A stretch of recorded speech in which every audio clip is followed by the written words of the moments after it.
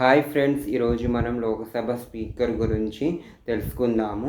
Lok Sabha speaker అనేది ఒక పెద్ద పదవి. ఇది మనం కాంపిటేటివ్ ఎగ్జామ్స్కి ప్రిపేర్ అయ్యే స్టూడెంట్స్ కూడా చాలా ఇంపార్టెంట్. అంటే గ్రూప్ 1, గ్రూప్ 2, గ్రూప్ 3 ఎగ్జామ్స్కి ప్రిపేర్ అయ్యే వాళ్ళకి ఇది చాలా ఇంపార్టెంట్ టాపిక్. మనం ఇది లోకసభ స్పీకర్ ఫస్ట్ మనం ఇది ఎక్కడి గురించి రచించబడింది, దీనికి ఉన్న రైట్స్ అండ్ డ్యూటీస్ ఏంటియో దాని గురించి తెలుసుకుందాము. మనకి ఇప్పుడు ఇటీవలనే 18వ లోకసభ ఎన్నికలు జరిగినాయి కదా ఫ్రెండ్స్. దానిలో కొత్తగా ఓం బిర్లా గారు ఎన్నుకోవడం జరిగింది. ఈయన వరుసగా రెండోసారి లోకసభ స్పీకర్కి ఎన్నుకోవడం జరిగింది. ఇక్కడ వెరీ ఇంపార్టెంట్ టాపిక్ ఏంటిదంటే, ఇదివరకు ఎవరు కానీ రెండు సార్లు స్పీకర్గా ఎన్నుకోలేదు. కానీ ఈయన వరుసగా రెండవసారి కూడా ఓం బిర్లా గారు లోకసభ స్పీకర్గా ఎన్నుకోవడం జరిగింది. ఇప్పుడు లోకసభ స్పీకర్ ఎక్కడి నుంచి గ్రహించబడింది చూద్దాము. మనం ఫస్ట్ లోకసభ స్పీకర్ అనేది బ్రిటిష్ గవర్నమెంట్ నుంచి తీసుకోబడింది మరియు బ్రిటిష్ రాజ్యాంగం నుంచి గ్రహించబడింది. స్పీకర్ పదవి మనం తీసుకోబడింది. ఆర్టికల్ 93 ప్రకారము మన రాజ్యాంగంలో స్పీకర్ పదవి ఉంటుంది. ఒక స్పీకర్ ఉంటారు, డిప్యూటీ స్పీకర్గా ఉంటారు. తర్వాత స్పీకర్ కానీ డిప్యూటీ స్పీకర్ తప్పనిసరిగా లోకసభ మెంబర్గా ఉండాలి.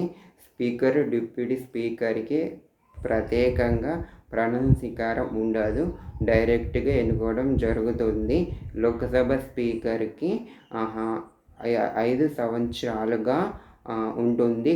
కానీ ఒకవేళ మిడిల్లో గవర్నమెంట్ రద్దయినప్పటికీ లోకసభ స్పీకర్ రద్దు కాదు. ఒకవేళ కొత్త లోకసభ స్పీకర్ వచ్చే వరకు ఈయననే స్పీకర్గా ఉంటారు. ఆర్టికల్ 94 ప్రకారము స్పీకర్ని డిప్యూటీ స్పీకర్ని తొలగించవచ్చు. కానీ భారతదేశంలో ఇప్పటి వరకు స్పీకర్ కానీ డిప్యూటీ స్పీకర్ కానీ ఎవరిని కానీ తొలగించలేదు. లోకసభ స్పీకర్ తన రాజీనామా పత్రాన్ని డిప్యూటీ స్పీకర్కి ఇవ్వబడుతుంది మరియు డిప్యూటీ స్పీకర్ ఏమో స్పీకర్కి ఇవ్వబడుతుంది. ఇప్పుడు మనం లోకసభ స్పీకర్ ఉన్న రైట్స్ ఏంటో దాని గురించి తెలుసుకుందాము. లోకసభ స్పీకర్ పార్లమెంటుకి అధ్యక్షుడిగా నియమిస్తారు. ఈయన పార్లమెంట్ సమావేశాలు ఉభయ సమావేశాలకు అధ్యక్షుడిగా ఉంటారు. భారతదేశంలో అన్ని స్పీకర్లకి అధ్యక్షుడిగా నియమిస్తారు. లోకసభ రద్దయినప్పటికీ ఈయన పదవి రద్దు కాకుండా ఉంటుంది. ఒక బిల్లు ప్రైవేట్ బిల్లా, మనీ బిల్లా, ఫైనాన్షియల్ బిల్లా అని నిర్ణయించేది స్పీకర్కే ఉంటుంది. రాష్ట్రపతి ఒక రాజీనామా లెటర్ని అధికారికంగా ప్రకటించేది స్పీకరే ప్రకటించడం జరుగుతుంది. ఈయనకి పార్లమెంట్ సమావేశాలు ఎప్పటి నుంచి స్టార్ట్ అవుతాయో ఎప్పటికి ఎండ్ అవుతాయో ఈయననే సమయం కూడా కేటాయించుతారు. ఈయనకి పార్లమెంట్ సమావేశాలకి ఒక హెడ్ ఆఫ్ గా ఉంటారు. ఈయన పార్లమెంట్ సమావేశాలకు కూడా ఈయననే టైం కానీ డేట్ కానీ ఈయననే గ్రహించబడుతుంది. ఒక్కొక్క సభ్యునికి ఎంతెంత సమయము కూడా ఇచ్చే అధికారము స్పీకర్కే ఉంటుంది. మరియు స్పీకర్ని ఎవరు ఎంతసేపు మాట్లాడాలో ఆయనకి ఇవ్వబడుతుంది. ఒక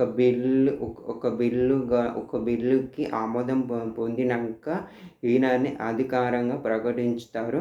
ఇది బిల్ అనేది లోకసభలో పాస్ అయిందని స్పీకరే చెప్తారు. ఒకవేళ ఎవరైనా ఎంపీ కానీ రాజీనామా చేస్తే ఫస్ట్ మనం స్పీకర్కి తన రాజీనామా లెటర్ స్పీకర్కే ఇవ్వాలి. ఒకటి ముఖ్య గమనిక. మరియు దీనిలో ఒక ముఖ్య గమనిక ఏంటంటే, చాలా వరకు లోకసభ రద్దయినప్పటికీ లోకసభ స్పీకర్ అనే పదవి రద్దు కాదు. ఇది చాలా చాలా ఇంపార్టెంట్ అయిన టాపిక్. ఇది చాలాసార్లు కాంపిటేటివ్ ఎగ్జామ్స్కి వచ్చింది. ఎందుకంటే లోకసభ రద్దయిన స్పీకర్ పదవి కానీ డిప్యూటీ స్పీకర్ పదవి కానీ రద్దు కాదు. ముఖ్య గమనిక ఏంటంటే, ఇప్పుడు మన ప్రస్తుతానికైతే డిప్యూటీ స్పీకర్ అనే పదవి లేదు. ఇది వరకు అంటే 17 లోక్సభలు కూడా డిప్యూటీ స్పీకర్ పదవి అనేది లేదు. డిప్యూటీ స్పీకర్ పదవి అనేది ఇష్టం ఇయ్యొచ్చు, లేకపోతే లేదు. ఫస్ట్ మన లోక్సభ స్పీకర్ వచ్చేసి ఓంలాకర్ అనే గారు ఫస్ట్ లోక్సభ స్పీకర్. ఇప్పుడు మన లోక్సభ స్పీకర్ వచ్చేసి ఇంతకుముందు చెప్పినట్టే ఓం బిర్లా గారు ఎన్నుకోవడం జరిగింది. ఈ వీడియో మీకు నచ్చినట్లయితే లైక్ చేయండి, షేర్ చేయండి, సబ్స్క్రైబ్ చేసుకోండి ఛానల్ని.